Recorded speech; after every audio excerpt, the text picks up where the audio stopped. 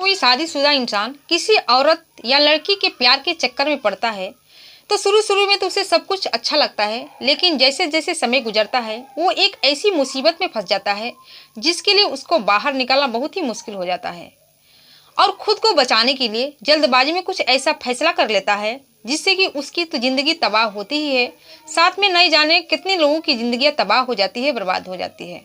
तो आज की जो कहानी है कुछ इसी तरह की है। तो आइए जानते हैं इस कहानी की पूरी जानकारी इस वीडियो के माध्यम से। मैं हूं ज्योति कुशवाहा और आपका ज्योति वॉइस चैनल में स्वागत है।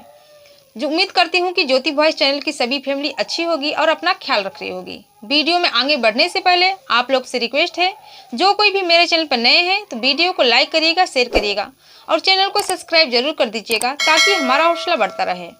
आज की जो सच्ची घटना है, ये घटना है मुंबई शहर की। मुंबई शहर का एक इलाका पड़ता है नाला सुपारा और इसी नाले सुपारे का एक अपार्टमेंट का रहने वाला संतोष कुमार, जिसकी उम्र 32 साल के आसपास होती है। संतोष कुमार की पत्नी मालती। संतोष कुमार के परिवार में उसके माता पिता के अलावा उसके एक 5 साल की बेटी होती है जिसका नाम अंजलि होता है। संतोष कुमार के पिता भालचंद, जो कि मूल रूप से उत्तर प्रदेश के बनारस शहर के रहने वाले होते हैं और करीब 30 साल पहले मुंबई शहर में नौकरी की तलाश में आए थे और वहां पर आने के बाद वहीं पर अपना बिजनेस करने लगते हैं। उसी अपार्टमेंट के नीचे अपना एक किराना का दुकान चलाने लगते हैं। संतोष कुमार ज़्यादा पढ़ा लिखा नहीं होता है, जिसकी वजह से वो एक ऑटो चलाता है। संतोष कुमार भले ही ज़्यादा पढ़ा लिखा नहीं था, लेकिन वो अपनी बेटी अंजलि का अच्छे तरीके से पढ़ा लिखा कर उसका एक अच्छा करियर बनाना चाहता था। इसीलिए वो अपने ही इलाके में लोकमान्य तिलक जो नाम का स्कूल होता है उसी में अपनी बेटी का दाखिला करा देता है, जो कि इंग्लिश मीडियम स्कूल होता है। दोनों बाप बेटे बहुत ही अच्छे पैसे कमा रहे होते हैं, इसलिए उनकी ज़िंदगी में सब कुछ ठीक ठाक चल रहा होता है, किसी चीज़ की कोई कमी नहीं होती है। एक दिन संतोष कुमार के घर में दुखों का पहाड़ टूट जाता है।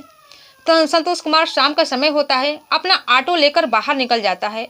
उसके पिता भालचंद उसी अपार्टमेंट के नीचे अपना किराना का दुकान चला रहे थे और उसी के सामने, उनकी दुकान के ठीक सामने उनकी 5 साल की पोती खेल रही थी। जब 2-3 घंटे का वक्त बीत जाता है, थोड़ी रात हो जाती है, तो संतोष की जो पत्नी होती है मालती देखती है कि उसकी बेटी अभी घर के अंदर नहीं आई है, तो परेशान हो जाती है, अपनी बेटी को ढूंढने लगती है। जब अंजलि का कहीं पता नहीं चलता है तो संतोष को कॉल करती है और कॉल करके पूरी बात बताती है। जब इस बात को संतोष सुनता है तो दौड़ा दौड़ा घर आता है और घर आने के बाद अपनी बेटी को ढूंढता है, लेकिन उसका कहीं पता नहीं चलता है। फिर वो अपने पिता के पास जाता है और कहता है कि अंजलि का कहीं पता नहीं चल रहा है, वो 2-3 घंटों से लापता है। जब भालचंद इस बात को सुनते हैं तो वो भी हैरान हो जाते हैं और कहते हैं कि अभी तो यहीं बाहर खेल रही थी, अचानक वो कहाँ पर चली गई। इसी तरह से दोनों बाप बेटे अंजलि की तलाश करने लगते हैं, गाँव में करते हैं। जिस घर में वो जाती थी खेलने के लिए वहाँ पर तलाश किया जाता है, लेकिन अंजलि का कहीं पता नहीं चलता है। जब रात के 10 बज जाते हैं तो दोनों बाप बेटे पास के ही थाने में जाते हैं और थाने में जाकर रिपोर्ट दर्ज कराते हैं। पुलिस दोनों की बातें सुनती है, बातें सुनने के बाद उसका रिपोर्ट दर्ज करती है और दोनों को आश्वासन देकर भेज देती है कि जाओ, सुबह तक उसकी तलाश की जाएगी, उस लड़की की, अंजलि की, आखिर वो गई तो कहाँ गई। लेकिन दोनों बाप बेटे घर पर तो आ जाते हैं, लेकिन पूरी रात कोई परिवार सो नहीं पाता है और जिस वजह से वो बहुत ही ज़्यादा परेशान रहते हैं। पुलिस उस अंजलि नाम की लड़की की तलाश करने लगती है, इन लोगों से पूछताछ करती है कि कहीं आप लोग को किसी से दुश्मनी तो नहीं है, लेकिन इन लोगों से भी पुलिस को कुछ इसके बारे में कुछ भी पता नहीं चलता है। फिर ये घटना 24 मार्च को हुई रहती है। 24 मार्च 2024 को उस दिन अंजलि लापता हुई होती है। का समय बीत जाता है तो पुलिस फिर संतोष कुमार के घर आती है और कहती है कि अगर कोई आपकी बेटी को किडनैप किया होगा तो ज़रूर वो कॉल करेगा, फिरौती के लिए कॉल करेगा और जब कॉल करेगा तो आप लोग बहुत ही सख्ती से उसके साथ पेश आइएगा और पुलिस को इन्फॉर्म जरूर करिएगा। इसके बाद पुलिस ये बात कहकर चली जाती है। 2 दिन का समय बीत जाता है, लेकिन अंजलि का कहीं पता नहीं चलता है। इसके बाद अंजलि के पिता संतोष कुमार अपनी बेटी के फोटो का कुछ पंपलेट छपवाते हैं और पूरे इलाके में उस पंपलेट को, उस तस्वीर को लगवा देते हैं। इसके बाद पुलिस भी अंजलि की फ़ोटो को सोशल मीडिया पर पोस्ट कर देती है और पास के ही थाने में भी उसकी फ़ोटो को भेज देती है ताकि कहीं से भी उसका पता लग जाए। ऐसे ही 2-3 दिन बीत जाते हैं। एक दिन 26 मार्च को गुजरात के नवसारी रेलवे स्टेशन से कॉल आता है कि आप लोग जिस बच्ची की तलाश कर रहे हैं उसकी लाश यहाँ पर पड़ी हुई है और वो मर चुकी है। जब ये लोग जो मुंबई पुलिस की जो मुंबई थाने की जो पुलिस होती है, जब इस बात को सुनती है तो संतोष कुमार को अपने साथ में लेती है और नवसारी, गुजरात के नवसारी रेलवे स्टेशन पर पहुंच जाती है। वहां पर जब जाते हैं तो संतोष कुमार अपनी बेटी की लाश को देखकर शिनाख्त कर लेते हैं, पहचान जाते हैं और वो रोने बिलखने लगते हैं। इसके बाद पुलिस वहां की सभी कागज को सही तरीके से कार्रवाई करके उस डेड बॉडी को लेकर, उस 5 साल की बच्ची को डेड बॉडी को लेकर यहाँ पर आ जाती है, मुंबई आ जाती है। और मुंबई में आने के बाद उस लाश का पोस्टमार्टम के लिए भेज दी जाती है। और इधर जब ये लोग को पता चलती है, संतोष कुमार के पड़ोसी को पता चलती है कि इस लड़की की हत्या कर दी गई है, वो लोग पुलिस थाने के पास जाकर धरना प्रदर्शन कर देते हैं। जब पुलिस के उच्च अधिकारी को ये बात पता चलती है तो बाहर आते हैं और उन लोगों को आश्वासन देते हैं कि 24 घंटे के अंदर हम लोग कातिल का पता लगा लेंगे। इसके बाद ये लोग अपने घर आ जाते हैं और पुलिस भी अलर्ट हो जाती है, इसकी जांच पड़ताल में जुट जाती है।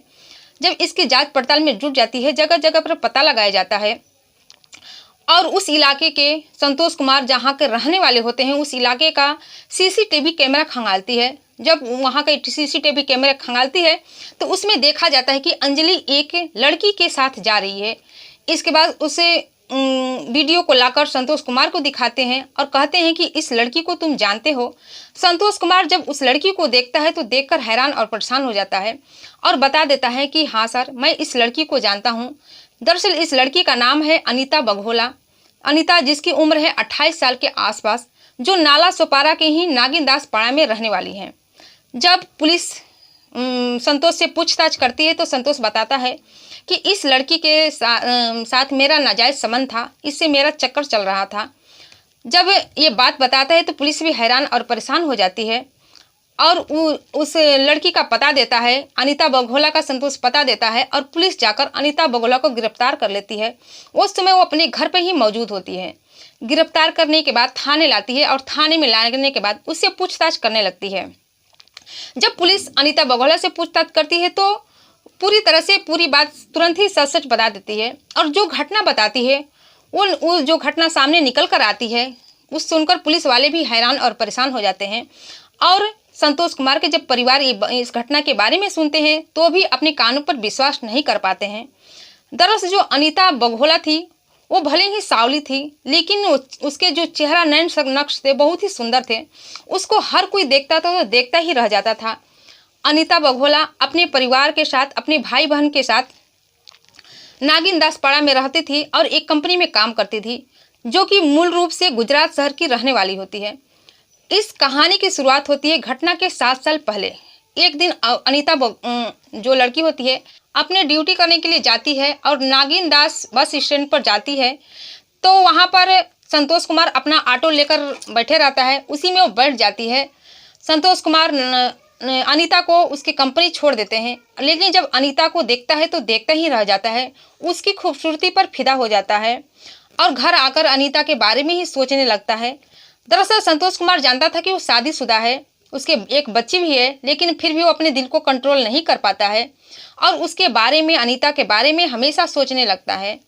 इसके बाद सुबह तुरंत अपने टाइम पर ही बस स्टैंड अपनी ऑटो लेकर पहुंच जाता है और अनीता भी आती है और उसी के ऑटो में बैठकर जाती है। ऐसे ही 2-3 दिन का समय गुजर जाता है। जब 2-3 दिन का ये प्रक्रिया चलने लगता है, डेली अनीता आती थी और संतोष के ऑटो में बैठकर जाती थी, जिसकी वजह से दोनों में बातचीत होने लगती है और बातचीत इतनी ज़्यादा होने जाती है कि दोनों में दोस्ती हो जाती है और देखते ही देखते दोनों को एक दूसरे से प्यार हो जाता है। जब दोनों को एक दूसरे से प्यार हो जाता है तो संतोष कुमार वो अपना परिचय देता है, अनीता को बताता है।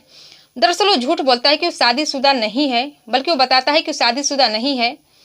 इस तरह से दोनों एक दूसरे से प्यार करने लगते हैं। अनीता संतोष के ऊपर इतना ज़्यादा भरोसा करने लगती है और ये बात संतोष के परिवार वालों को पता ही नहीं चलती है, लेकिन अनीता के परिवार वालों को पता चल जाती है कि अनीता एक संतोष नाम के लड़के से प्यार कर रही है, जिससे कि अनीता के माता पिता अनीता को फोर्स करते थे शादी करने के लिए।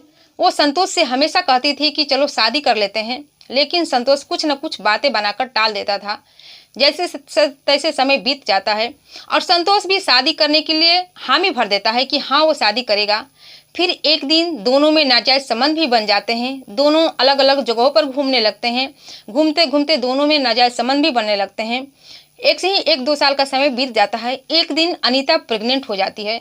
जब प्रेग्नेंट हो जाती है तो ये बात संतोष को बताती है। जब संतोष ये बात सुनता है तो हक्का बक्का हो जाता है और अनीता से अपनी कुछ मजबूरियां बताता है, कुछ बातें बताता है और कहता है कि इस बच्चे को गिरा दो।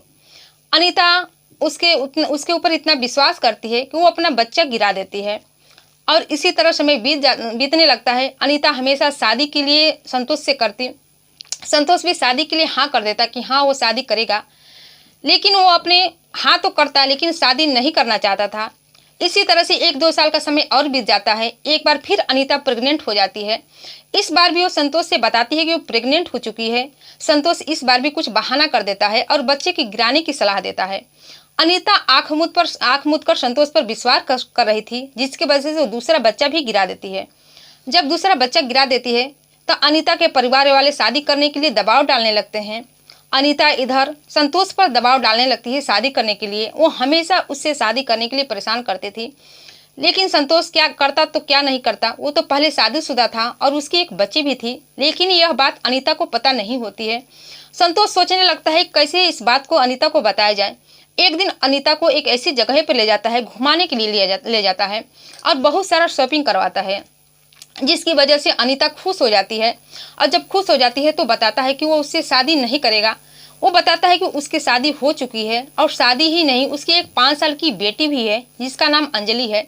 वो बताता है कि बचपन में पूरे रीति रिवाज के साथ मेरी शादी हो चुकी थी, दरअसल मैंने तुमसे झूठ बोली थी। और यह बात भी बताता है कि मैं तुम्हें अपने पास रखने के लिए तैयार हूँ अगर तुम्हें एतराज़ ना हो तो, और मैं अपने पूरी खर्चा तुम्हें दूंगा। अनीता पूरी बात संतोष की सुनती है, मूर्ति की तरह खड़े होकर पूरी बात सुन रही थी, लेकिन कुछ बोलती नहीं है। जब वो कुछ नहीं बोलती है तो संतोष यह बात कहकर अपने घर चला जाता है।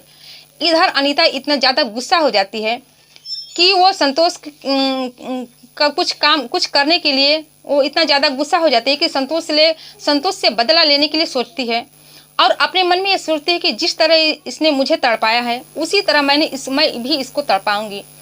और संतोष की बेटी को मारने का प्लान बना लेती है। वो सोचती है कि जब उसकी बेटी को मार दूंगा तो उसे एहसास होगा कि बच्चे खोने का दर्द क्या होता है। इसी तरह जब वो प्लान बना लेती है तो हमेशा वहाँ पर आकर उसकी बेटी की निगरानी में लग जाती है कि कहाँ अंजलि की जो बेटी है कहाँ उसको मिले और उसको मार दे। हमेशा उस जगह पर आती थी जहाँ पर संतोष रह रहा था। एक दिन आती है तो देखती है कि जो अंजलि है वो अपनी दुकान के सामने खेल रही है। अनीता खाने पीने कुछ चीज़ें ले जाती है, कुछ चॉकलेट ले जाती है।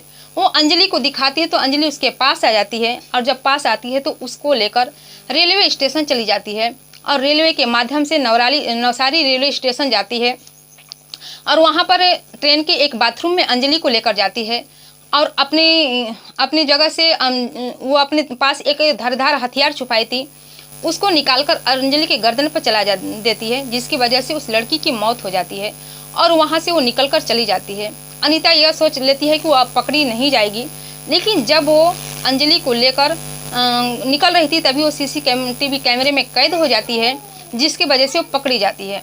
जब ये पूरी कहानी पुलिस को बताती है तो पुलिस भी हैरान और परेशान हो जाती है। पुलिस अनीता को लेकर हिरासत में ले लेती है और जिला अदालत में पेश करती है, जहां से उसको जेल भेज दिया जाता है। तो दोस्तों ये रही पूरी घटना आप लोग के सामने। इस घटना से आपकी क्या राय है कमेंट सेक्शन में कमेंट करके ज़रूर बताइएगा। और इस घटना सुनाने का उद्देश्य आपको दुखी करना, परेशान करना नहीं था, बल्कि जागरूक करना था, सचेत करना था कि आप भी सावधान हो जाइए, सतर्क हो जाइए। फिर मिलती हूँ दोस्तों अगले दिन नई कहानी के साथ, नई वीडियो के साथ। तब तक के लिए जय हिंद, जय भारत।